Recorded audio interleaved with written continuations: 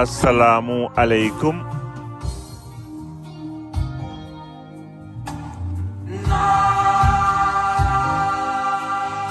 Mbokk yeeg xarit yi maa ngi leen di nuyu di leen ziar bu baax a baax di am yaakaar ni ku ci nekk si yéen passé ngeen un excellent week-end ni ngeen ko nammee woon en famille si possible. di jéggalu nag fan yi yëpp ci agenda bu chargé bi ñu permettre woon organiser ay éphémérides yu bees de manière sereine wante ñëpp xam nañ ne éphéméride fu mu amul man mii ci sama bopp man la njëkk a déranger sunu éphéméride du 3 novembre bi di sunu premier éphéméride de la semaine di ko articuler ci ñetti xew-xew démb yu am solo ñetti xew-xew yi nag commencé ko ci 3 novembre 1947 ki nga xam ne Sénégal yëpp ñoo ko bëggandoo woon ba léegi ba tey donc grand conseil de l'Afrique occidentale française Lamine Gueye tey lañ ko éliroon président de l'Assemblée nga xam ne moo fa gagné woon kii di Félix Houphouët-Boigny donc grand conseil de l'AOF ñoo ko créé woon donc le 12 août 1947 mu siégé woon Dakar amoon 40 conseils dañ ci dëkkaat léegi ba ñëw ci grève générale bu 3 novembre 1952 dañ ci dikkaat ci contexte bi yëpp balaa ñu yegg si ci grève boobu la xewoon balaay boobu ba coppite yi ci am ci 15 décembre 1952 ak code yi ci topp par la suite nara jeexale sunu éphéméride ci ouverture Ndar en 2023 ci 3 novembre bi première édition salon Ndar Show Expo bi nga xam ni Institut français de Saint-Louis moo ko organisé woon en compagnie de Zoo Culturel dañ ci ñëwaat léegi ak wax ci liñ ci xalaat donc ñu commencé sunu éphéméride ci 3 novembre 1947 parce que balaay 3 novembre 47 yu bëri xewoon na fii ci àddina bi balaa ñu yegg si ci 3 novembre 47 bi mbir yëpp nag mi ngi doore ci 27 octobre 1946 bi république française ñëw seen on va dire seen 5e république ñoo créé ci la ñu fondé seen 5e république ak l'union française bi nga xam ni en résumé fa la ñu décidé créer ay entités yu mag ay assemblée ay conseils généraux yu mag yi nga xam ni moo doon permettre organiser un peu territoire yi bu ñu ko résumé daal ci contexte boobu c'est la ñu créé woon benn loi bi nga xam ni ci 12 août 1947 pour créer grand conseil mooy grand conseil de l'AOF ba ci grand conseil de l'AEF ci donc Dakar am siège bi AOF ak Brazzaville pour AEF grand conseil donc am 40 membres conseil yi nga xam ni ñu ngi jógee ci juróomi ñetti territoire yi ku ci ne envoyé juróomi conseiller moo noon permettre seen ay budget général ak li nga xam ni moo doon statuer sur des questions économiques et financières wante ñëpp xam nañu autonomie territoire yooyu dañuy créer seen kii wante amuñu woon yenn puissance yu bëri parce que ñoom ñëpp dañuy dem doon rendre compte entièrement lépp bi ngi dépendon ci gouverneur général bi nga xam ni moo doon décider ci ordre du jour bi ak organisation session yooyu donc assemblée yooyu yëpp nag comme assemblée de l'Union française moom aussi souvent ñu ko jàppee comme sous-assemblée législative le grand conseil nekk benn laboratoire politique ci la sunu intellectuels yi doon daje di waxtaan ñu leen di former foofu aussi nekkoon aussi des lieux de débat tribune la woon aussi pour ñoom pour ñu jéem a remonter lépp li nga xam ne ay ñaxtu la au niveau grand conseil boobu pour la première fois donc ñu créé woon ñu éliroon tey Lamine Gueye le 3 novembre 1947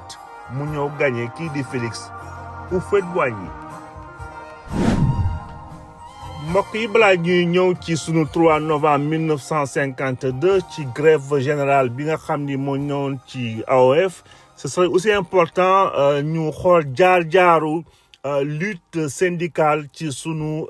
réew mbir yi fan la jógee droit yi ba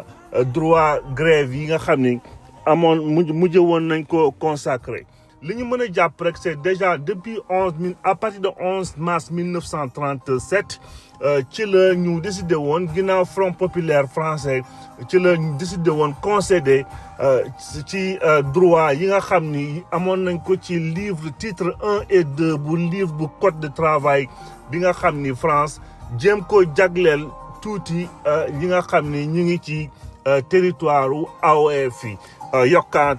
permettre ñi nga xam ni ay travailleurs yi nga xam ne jàngoon nañu ñu war a mën a commencer di leen jox droit pour que ñu syndiquer ñu étendre droit syndical boobu nag ci 20 mars ba 1937 ñu reconnaître lépp luy droit travailleur ay droit adhéré ci association professionnelle donc si dynamique boobu donc le Sénégal commencé aussi di sunu travailleur Sénégal ci lañu commencé ñëw ci inscrire ci ay mouvement lu mel ni ay mouvement marxiste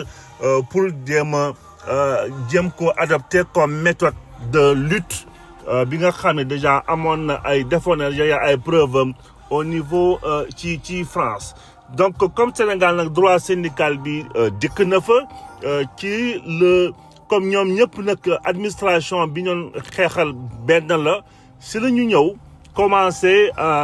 ñoom ki syndicat yi nekk ci métropole ay CGT ak yeneen i syndicat créé seen union ci syndicat tubaab yi ak syndicat yu noir yi nekk ci Afrique noonu la waa CGT ñëw jege AOF créé seen AOF CGT ba par la suite d'ailleurs ñu am lu mel ni CFTC ak force ouvrière ñoom aussi ñëw di affilié ci ay syndicats yi nga xam ni ay syndicats africains la ñu woon donc ku la jox mbaal di nga dem nappi ku la jox aussi mbaq doom xëy na di nga dem rëbbi ci comme ginnaaw amoon nañu ay droit de grève parce que ñi ngi syndiqué ci lañ organisé woon seen première grève yi ci décembre 1945 ak février 1946 yooyu yëpp doon xeex pour rééquilibrage droit liggéey travailleur diggante secteur public ak secteur privé noonu le xeex yooyu permettre ñaari entités yi français yeeg africaines yi ñu porter ay coups ay pression yu métti ci administration française ci jamono boobu wante ay ñaxtu yu bëre commencé woon nañu génn ci seen association boobu à partir de benn moment comme nag ñaari façon syndicat yi tubaab yeeg yi nekk Afrique bokkuñu woon ay préoccupations parce que bu fekkee tubaab yi ñoom ay lutte des classes mooy képp kuy cadre ak ku dul cadre ñu yemalee seen ay droit moo nekkoon seen ay xeex africains yi ñoom amoon nañ ay yeneen i combat yi nga xam ni moo nekkoon combat contre colonisation ak dëggal li nga xam ni mooy nit ku ñuul donc noonu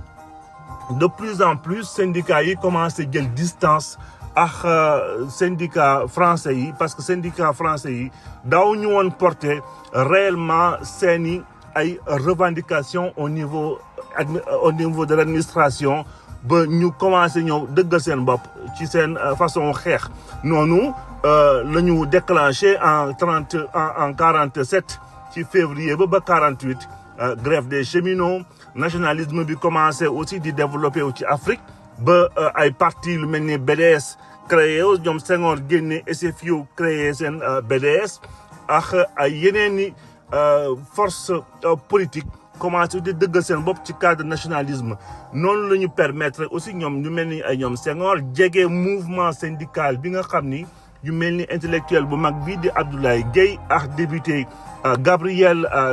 Darboussier ñoom aussi ñi ngi milité woon ci USD RDA ñu bokk boole seen doole boole seen xeex boobu ba mën a am pression ci administration coloniale ci li nga xam ne soxla nañ ko ci ay ñaxtu pour syndicat yi ci égalité salariale yi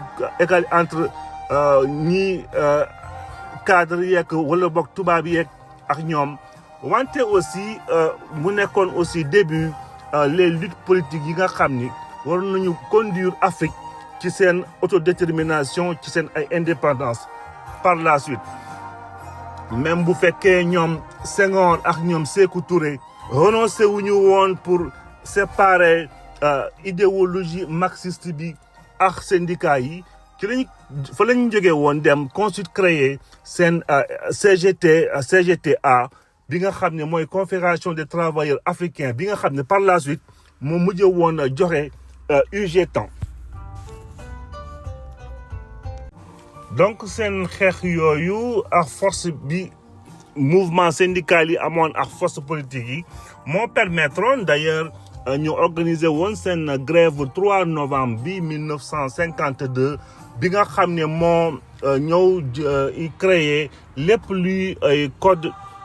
du travail ñu yi nga xam ni mujj woon nañ ko appliqué ci 15 décembre 1952 par la suite mu évoluer ba code bi nga xam ne bi moom la ñu xamee tey sunu réew donc lutte bi continuer woon na par la suite ba lépp li nga xam ne doon nañ ko ci sunu ay indépendance. di jaxalee rek sunu éphéméride tey ci beneen date bu am solo ci sunu réew même bu fekkee amul yenn publicité yu mu war a am ouverture Saint-Louis ci première édition du salon Ndar Show Expo. du ñu ñëw ci détail yu salon bi ci boppam liñ ci continuer encore di ci regretter rek mooy diggante africain bi sénégalais bi ak art ci boppam parce que boo xoolee bi événement bi institut français comme d'habitude moo ñëw di ko organiser di joytu rek di tax africain yi amuñu intérêt ci lépp luy art bi nga xam ni waroon na continuer waroon na non seulement dundal artiste bi ci sunu réew wante aussi jéem a comprendre surtout lan moo indi désintérêt boobu est-ce que question la au niveau sensibilisation wala formation yi nga xam ni waroon nañ ko jox ndaw yi depuis école primaire ba formation yi topp par la suite wala est-ce que am na yeneen tabou yi nga xam ne c'est en rapport avec la religion parce que ñëpp xam nañ ne lu mel ni l'islam dafay tere ñuy représenter mbindeef parce que mbindeef jàpp nañ ne xëy na yàlla ci domaine nu borom bi la loolu lépp nekk na loo xam ne ça c'est regrettable ba artiste bi